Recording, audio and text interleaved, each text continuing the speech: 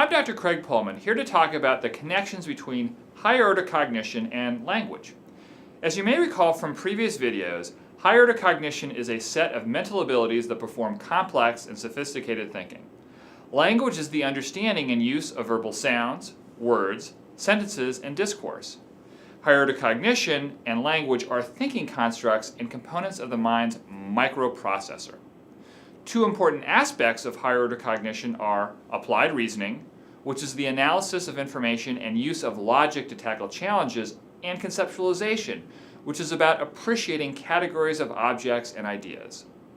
A lot of reasoning is done through language, especially in high school. Thought questions are often pondered through language. The internal monologue we use for reasoning is dependent on language, including vocabulary and the capacity to build sentences and formulate discourse. Now, it is true that some reasoning is nonverbal, meaning that it is done with little to no language or internal monologue. Take this visual reasoning task, the kind found on many intelligence tests. The goal is to solve an analogy. All of the input is visual, and the thinking to solve it will require pattern recognition and spatial ability as opposed to language. Many concepts are verbal in nature, and so language bolsters how deeply they are understood. The concept of democracy is defined in part by individual rights. Even though concepts are often depicted visually as concept maps like this one, language is critical for comprehending sets of critical features, related concepts, and prototypes. Basically, very few concepts are language-free. However, some conceptualization occurs apart from language. For example, even a toddler with minimal language development knows an elephant when he sees one.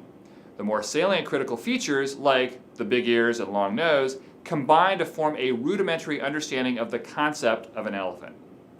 Nonverbal understanding of concepts can be assessed with this kind of task. The goal is to select a third picture from the row at the bottom that relates to the pair of pictures at the top. The student essentially builds a concept using visual information and pattern recognition.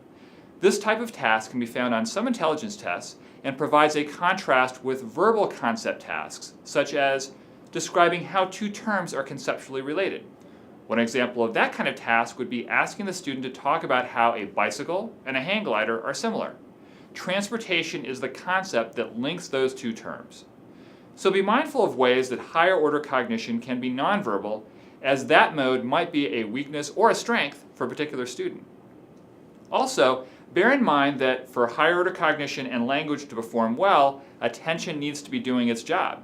A computer may have a powerful microprocessor, but it's not going to be used to capacity if there are problems with the Wi-Fi signal or downloading. I'll see you next time.